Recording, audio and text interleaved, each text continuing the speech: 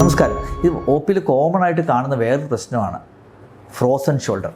പലപ്പോഴും പേഷ്യൻസ് വന്ന് നമ്മുടെ പറയും, ഡോക്ടറെ എനിക്ക് മുടി ചീകാൻ പോലും പറ്റുന്നില്ല, അതുപോട്ടെ എനിക്ക് കിടന്നുറങ്ങാൻ പറ്റുന്നില്ല, പുറത്ത് സോപ്പിടാൻ പോലും പറ്റുന്നില്ല, ആ സൈഡിൽ കിടന്നുറങ്ങുമ്പോൾ ഭയങ്കരമായ വേദന. ഇത് പലപ്പോഴും ഉണ്ടാകുന്നത് വളരെ കോമൺ ആയിട്ട് കാണുന്ന ഒരു ഡയബറ്റീസ് ഉള്ളവർ, അത് സ്നേഹരോഗമുള്ളവർക്ക് 20-30% ആളുകൾക്ക് ലൈഫ് ടൈം എപ്പോഴെങ്കിലും ഒരു പ്രാവശ്യം ഇത് വന്നിരിക്കും. ഫ്രോസൺ ഷോൾഡർ ഉണ്ടാകാനുള്ള സാധ്യത വളരെ കൂടുതലാണ്. 20-30% ആൾക്കാർക്കുണ്ടാകും. ഷുഗർ കൺട്രോൾ ആകാത്തവർക്കാണ് ഇത് ഏറ്റവും കൂടുതലായിട്ട് വരുന്നതെങ്കിലും ഷുഗർ കൺട്രോൾ ആയ ചില ആളുകൾക്കും ഇത് വരാറുണ്ട്. HbA1c 9-10 ഉണ്ട്, ഉറപ്പായിട്ടും ഇത് കിട്ടും എപ്പോഴെങ്കിലുമൊക്കെ ആയിട്ട്.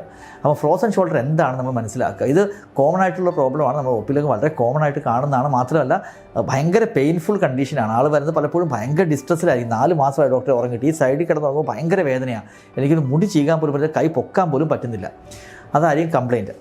അപ്പോൾ ഇത് എന്താണ് ഈ ഫ്രോസൺ ഷോൾഡർ? ഈ ഫ്രോസൺ ഷോൾഡർ എന്ന് വെച്ച് കഴിഞ്ഞാൽ പലപ്പോഴും നമുക്കറിയാം ഷോൾഡർ ഒരു ക്യാപ്സ്യൂൾ പോലെ ഉണ്ട്. ആ ക്യാപ്സ്യൂൾ വികസിച്ചിട്ടാണ് പലപ്പോഴും കൈയൊക്കെ നമുക്ക് ഈസി ആയിട്ട് പൊക്കാൻ സാധിക്കുന്നത്.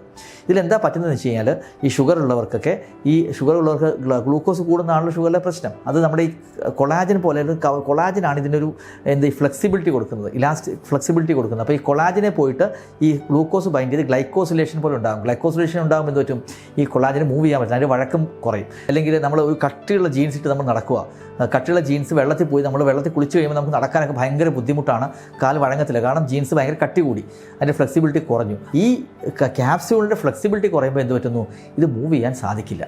അതാണ് ഇതിൻ്റെ ഏറ്റവും വലിയ പ്രശ്നം. മൂവ് ചെയ്യാൻ വരുമ്പം നമുക്ക് ഭയങ്കരമായ വേദന അനുഭവപ്പെടും. ഇത് 3 സ്റ്റേജാണ് ഇതിനുള്ളത്. ഒന്ന് freezing stage, 2 frozen stage, 3 thawing stage. അതിൽ ആദ്യത്തെ സ്റ്റേജാണ് ഫ്രീസിങ് സ്റ്റേജ്. ഫ്രീസിങ് സ്റ്റേജിൽ ഭയങ്കരമായ വേദന നമുക്ക് കാണും. ആ സമയത്ത് ഒട്ടും അത് കട്ടി പിടിക്കുന്ന സമയമാണ്. അത് ഒരു 3 മാസം വരെ നീണ്ടു നിൽക്കും. ഈ ഫ്രീസിങ് സ്റ്റേജിൽ നമുക്ക് വേദന ഉണ്ടാകുകയും ചെയ്യും, ഇത് മൂവ് ചെയ്യാനൊക്കെ ബുദ്ധിമുട്ടുമായിരിക്കും, മൂവ് ചെയ്യാൻ ഭയങ്കര വേദനയായിരിക്കും. അത് കഴിഞ്ഞ് അടുത്ത സ്റ്റേജാണ് ഫ്രോസൺ സ്റ്റേജ്. ഫ്രോസൺ സ്റ്റേജിൽ എന്ന് വെച്ചാൽ കട്ടി പിടിച്ച് അതിങ്ങനെ കട്ടി പിടിച്ചിരിക്കുകയാണ്. അപ്പോൾ വേദന കുറയും, നീര് കുറയും. പക്ഷേ എന്താ പ്രശ്നം, ഭയങ്കര സ്റ്റിഫ്നെസ് ആയിരിക്കും, മൂവ് ചെയ്യാനേ പറ്റില്ല.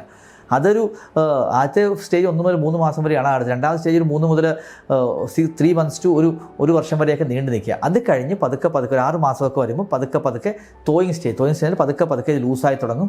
അങ്ങനെ 1 മുതൽ 2 വർഷം കഴിയുമ്പോൾ വീണ്ടും പഴയ രീതിയിലേക്ക് അത്യാവശ്യം മൊബിലിറ്റിയൊക്കെ നമുക്ക് കിട്ടും.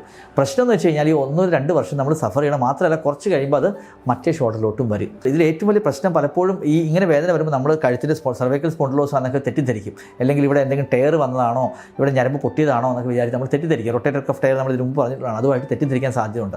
അപ്പോൾ ഇതിൽ വളരെ സിമ്പിളായിട്ട് നമുക്ക് ഡയഗ്നോസ് ചെയ്യാം. ഒന്ന്, നിങ്ങൾക്കുണ്ടാകുന്ന ഒരു ആദ്യം നിങ്ങൾ സിംറ്റത്തിൽ പറയുകയാണെങ്കിൽ നിങ്ങൾക്ക് പലപ്പോഴും ഫസ്റ്റ് സിംറ്റം തോന്നുന്നത് ആ സൈഡിൽ കിടന്ന് ഉറങ്ങാൻ വയ്യ, അല്ലെങ്കിൽ സീറ്റ് ബെൽറ്റ് ഇടാനായിട്ട് നമ്മൾ വലിക്കത്തില്ല, ഇങ്ങനെ വലിക്കുന്ന മൂവ്മെൻറ്റ് ഭയങ്കര വേദനയായിരിക്കും. അല്ലെങ്കിൽ സിമ്പിളായിട്ട് ടെസ്റ്റ് ഇങ്ങനെ വെച്ചിട്ട് കൈ പുറകോട്ട് എടുക്കുക, ഇങ്ങനെ സൈഡിലോട്ട് എടുക്കുക, എക്സ്റ്റേണൽ റൊട്ടേഷൻ എന്ന് പറയും. ഇത് കണ്ട് ഇങ്ങനെ എടുക്കുമ്പോൾ ഭയങ്കര വേദനയായിരിക്കും. അങ്ങനെ ചെയ്യാൻ പറ്റില്ല. ഇങ്ങനെയൊക്കെ ഉണ്ടെങ്കിൽ നമുക്ക് മനസ്സിലാക്കാം ഇത് പലപ്പോഴും ഫ്രോസൺ ഷോൾഡറിൻ്റെയോ അല്ലെങ്കിൽ ഒരു ആരംഭമാണെന്ന് നമുക്ക് മനസ്സിലാക്കാൻ സാധിക്കും. അത് കഴിഞ്ഞിട്ട് നമുക്ക് ഡയഗ്നോസ് ചെയ്യാനാണ്. ഇപ്പോൾ പലപ്പോഴും ഡോക്ടേഴ്സിനെ കാണുമ്പോൾ തന്നെ ഇത് ഫ്രോസൺ ഷോൾഡർ ആണോ, അത് ചെറിയ റൊട്ടേറ്റർ കഫിൻ്റെ ഇഷ്യൂ ആണെന്ന് മനസ്സിലാകും. ഈ 2 ആയിരിക്കും ഡിഫറൻറ്റ് നമുക്ക് മനസ്സിലാക്കാൻ ബുദ്ധിമുട്ടില്ല. ചിലപ്പോൾ ആർത്രൈറ്റിസിലും ഇങ്ങനെ വരാം. അപ്പോൾ ഇത് ഏതാണെന്ന് കണ്ടുപിടിക്കാനായിട്ട് പലപ്പോഴും ഒന്നെങ്കിൽ അൾട്രാസൗണ്ട് സ്കാൻ ചെയ്താൽ ഈസി ആയിട്ട് മനസ്സിലാകും. അൾട്രാസൗണ്ട് സ്കാൻ മനസ്സിലായില്ലെങ്കിൽ MRI ആണ് ഏറ്റവും സ്പെസിഫിക്. MRI കുറച്ച് ചിലവ് കൂടുതലാണ്, അൾട്രാസൗണ്ട് ആണെങ്കിൽ കുറച്ച് ചിലവ് കുറവാണ്. അപ്പോൾ MRI ചെയ്താണ് ഏറ്റവും നല്ലതെങ്കിൽ അൾട്രാസൗണ്ട് കൊണ്ട് നമുക്ക് അത്യാവശ്യം ഒരു ഡീറ്റെയിൽസ് കിട്ടും പല രോഗികളിലും. ഫ്രോസൺ ഷോൾഡർ ആണെങ്കിൽ ഫസ്റ്റ് ചെയ്യേണ്ടത് നമ്മൾ അവർക്ക് പെയിൻ റിലീഫ് കൊടുക്കുക എന്നുള്ളത്. അപ്പോൾ ഫ്രോസൺ ഷോൾഡറിൽ പലപ്പോഴും ഫിസിയോതെറാപ്പിയാണ് ഏറ്റവും ഇമ്പോർട്ടൻറ്റ്. പക്ഷേ ഏർലി സ്റ്റേജിൽ, ഫസ്റ്റ് സ്റ്റേജിൽ വേദന നല്ല കൂടുതലുള്ള സമയത്ത് പലപ്പോഴും അവിടെ ചെറിയൊരു ഇഞ്ചക്ഷൻ കൂടി എടുത്തിട്ട് നമുക്ക് ആ നീര് കുറയ്ക്കാൻ സാധിക്കും. നീര് കുറയുമ്പോൾ നമുക്ക് നന്നായിട്ട് മൊബിലൈസ് ചെയ്ത് നല്ല രീതിയിൽ മൊബിലൈസേഷനും എക്സസൈസും ചെയ്ത് കഴിഞ്ഞാൽ പഴയ രീതിയിലേക്ക് ഷോൾഡറിൻ്റെ വേദന കുറഞ്ഞു ഒരു 1 or 2 വീക്സിനുള്ളിൽ തന്നെ നല്ല രീതിയിലുള്ള പെയിൻ റിലീഫ് വരാറുണ്ട്. അതിനുശേഷം നമ്മൾ എക്സസൈസ് ചെയ്ത് ഇത് ബെറ്ററാക്കി കൊണ്ടുവരിക എന്നുള്ളതാണ് നമ്മൾ ചെയ്യേണ്ടത്. പിന്നെ മൂന്നാമത്തെ കാര്യം നമ്മൾ മനസ്സിലാക്കേണ്ടത് ഫിസിയോതെറാപ്പി ഇതിൻ്റെ ഇൻറ്റഗ്രൽ പാർട്ടാണ്. നേരത്തെ ഞാൻ പറഞ്ഞു ഫിസിയോതെറാപ്പിയാണ് ഇതിൻ്റെ ഇൻറ്റഗ്രൽ പാർട്ട്. പക്ഷേ ഇഞ്ചക്ഷൻ എടുക്കുന്നത് ബേസിക്കലി ഫിസിയോതെറാപ്പി ഫെസിലിറ്റേറ്റ് ചെയ്യാനാണ്. ഒരു 80-90-95% ആളുകൾക്കും ഇതുകൊണ്ട് തന്നെ കുറഞ്ഞു വരും. കുറയാത്ത ആളുകൾക്ക് ചെറിയൊരു സൂപ്രാസ്കാപ്പുലർ നെർവ് ബ്ലോക്ക് എന്ന് പറയും. അതായത് നമുക്ക് ഷോൾഡറിൻ്റെ പുറത്ത് ചെറിയൊരു ഇഞ്ചക്ഷൻ എടുത്തിട്ട് പിന്നെ ആ ക്യാപ്സുലിൻ്റെ അതിൽ ഹൈഡ്രോ ഡയലറ്റേഷൻ എന്ന് പറയും. ആ പരിപാടി ചെയ്ത് കഴിഞ്ഞാൽ ഡെഫിനറ്റ്ലി ഇത് കുറയുകയും ചെയ്യും. അപ്പോൾ ഫ്രോസൺ ഷോൾഡർ എന്ന് പറയുന്നത് ഒരു കോമൺ ആയിട്ട്, അതായത് ഞാൻ പറഞ്ഞില്ലേ ഡയബറ്റീസ് ഉള്ളവർക്ക് ഒരു 5 ഒരാൾക്ക് 20-30% ആളുകൾക്ക് ഇത് ഉണ്ടാകും. അത് ഷുഗർ കൂടിയവർക്ക് ഉണ്ടാകുന്നത് വളരെ കോമൺ ആയിട്ട് നമ്മൾ കാണുന്നതാണ്. ഈസിയായിട്ട് ഡയഗ്നോസ് ചെയ്യാനും ഈസിയായിട്ട് ട്രീറ്റ് ചെയ്യാനും സാധിക്കും. പലപ്പോഴും ആളുകൾ ഇത് വെച്ച് ഈ വേദന സഫർ ചെയ്ത് പതുക്കെ 1-2 കൊല്ലം സഫർ ചെയ്യേണ്ട ഒരു കാര്യമില്ല. പിന്നെ വേറെ വളരെ വളരെ ഇമ്പോർട്ടൻ്റ് ആയിട്ടുള്ള കാര്യം എന്ന് വെച്ച് കഴിഞ്ഞാൽ ഈ ഷുഗർ ഉള്ളവരാണെങ്കിൽ ഒരു സൈഡിൽ ഫ്രോസൺ ഷോൾഡർ വന്നു കഴിഞ്ഞാൽ ഷുഗർ കൺട്രോളിൽ മറ്റേ സൈഡിലും വരാനുള്ള സാധ്യത വളരെ കൂടുതലാണ്. അതുകൊണ്ട് HbA1c നിങ്ങൾ 7 താഴെ കൊണ്ട് വയ്ക്കുക. ഷുഗർ നന്നായിട്ട് കൺട്രോൾ ചെയ്ത് കൊണ്ടുപോയി കഴിഞ്ഞാൽ ഇത് വരാനുള്ള ചാൻസ് ഗണ്യമായി കുറയും. അപ്പോൾ sugar control is extremely important to prevent recurrence. വീണ്ടും ഇത് വരുന്നത് പ്രിവെൻറ്റ് ചെയ്യാൻ വളരെ യൂസ്ഫുൾ ആണ്.